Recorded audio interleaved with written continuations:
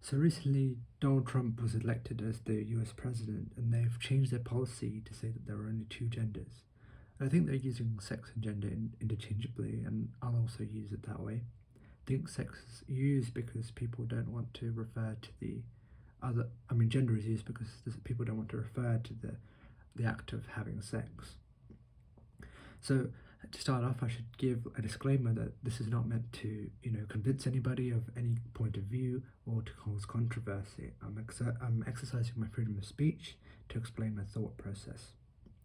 If anyone has a different opinion to mine, I would like to hear it, and maybe I could change my opinion as well. And so this is my thought process after reading the book Sex and Character by Otto Weininger. And so the book, goes against our modern idea of what we think of to be the two sexes, male and female. And this book caused a lot of controversy at this time for having such, original ideas about what masculinity and femininity is. And actually, it faced a lot of controversy from feminists of the time. And so, in this book, it goes against our idea of male and female as in two categories that we can put people in, and instead says that there is no ideal male or ideal female. They are just some extremes we've made up that nobody actually fits into, but rather everyone is a combination of the two, and that male to female is a continuum. And so, for example, one piece of evidence for this is that men and women, we both started from started conception as as a female, and really in the first 5 weeks it's not possible to know whether the baby will be born a male or female. And after that, at the 5 week point, then we split, and then it then it's then we can see if there will be a male or a female. And the earliest evidence for this was that males still have remaining the female parts. Like, for example, they have some female parts like the nipples, and so which we don't need and we can't use. So so that gives an evidence that it's left over rather than something that was purposely given to men. And so, you know, because men and women fit on a continuum, which is what it's arguing for, it's and this conclusion is true, but the actual premise, you could argue, but there is so far no test that we have even now that will, with certainty, no physical test with certainty that would distinguish between men and women, right? So any test we come up with, a physical test to test people and then classify them as men or women, it will fail with some probability, right?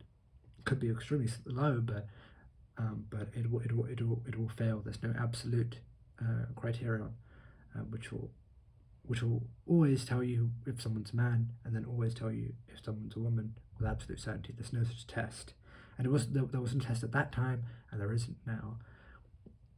And this is because nobody's a perfect woman or a perfect man. Again, this is evidence for it, but obviously this is not possible to prove. But rather, again, we are in a spectrum, and so even though we're in a spectrum, there is differences between men and women, and this difference is, on average, we may be very similar, but on the extremes, it turns out that it's not the case that we're that similar. And so, in one of the cases, is that, for example, we have that, if you look at the extremes of men, and for example, men's intelligence level, on average, is the same as a woman. So men on average are as intelligent as women on the IQ test. But if you look at the distributions, men's distributions are more spread out, and so the smartest people and the dumbest people tend to be men. And the reason for this is because the um, women are tend to be more they have to tend to be more normal, for lack of a better term. This is because we rely on women more for the continuation of our species than we count on men, and so nature is more flexible with men, and this is why they're more likely to have paraphilias and autism and stuff like that. um, and this is and this you know kind of variation of men kind of explains, in my opinion, why most men turn out to be, most of the criminals turn out to be men, and most of the richest people in the world and most successful people turn out to be men as well, and the cleverest people.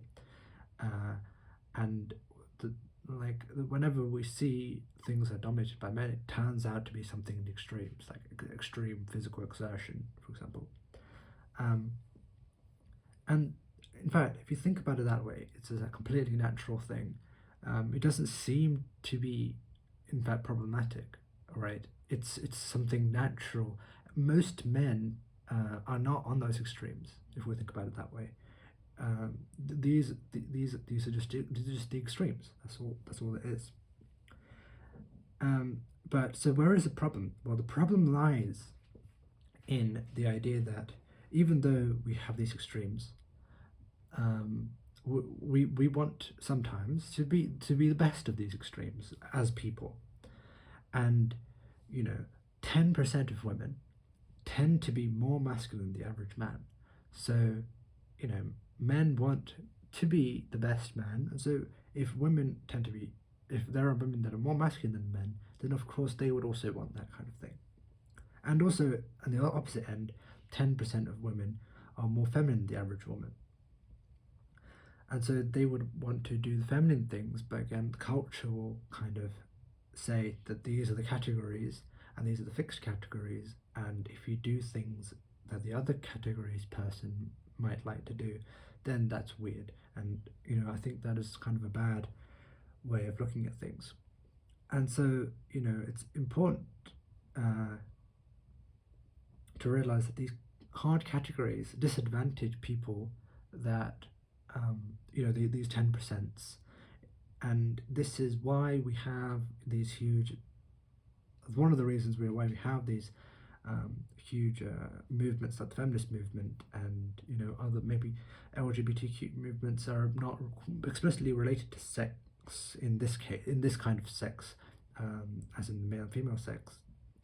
It has something to, at least it did have something to do with the paraphilias, as in homosexuality, but in this case it might also kind of feature into some kind of cross-dressing, for example, for men. And so, and I think, and my conclusion here that I've come up with is that most of these problems to do with the spectrum of male and female is that the way to solve it is to be more liberal. I think the problem really seems to be that there's this hard separation between these two, and actually in reality there's no real hard separation. And really the way you kind of realize this is when you look at people that are properly transgender. Like there do exist people that are properly transgender, even though quite a lot of people are not. At least nowadays, a lot of the transgender people we see are not actually transgender. It does look like they're taking advantage of the system. But the people that are actually transgender and living as women, we look at them and it's very difficult to tell, right? For example, and this is kind of one of those examples of those limiting things. And for these kind of people, we ought to be liberal, and they should. And if we be liberal, then we can give everyone an equality of opportunity, which I think is very important for a good society. That all people should have the opportunity to do the things they want to do, as long as, for example, it doesn't affect the freedom of other people, which is something we have to kind of say. Okay, and so, if we did that from the start, we could have avoided a lot of problems that we have to do with, people's freedoms in all sorts of different ways, even in other kind of situations, like the situation of race. If we were more free about what people were allowed to do, then we wouldn't really have had to have those, um, you know, liberation movements and stuff like that. Okay, so that's all I wanted to say, so thanks for listening.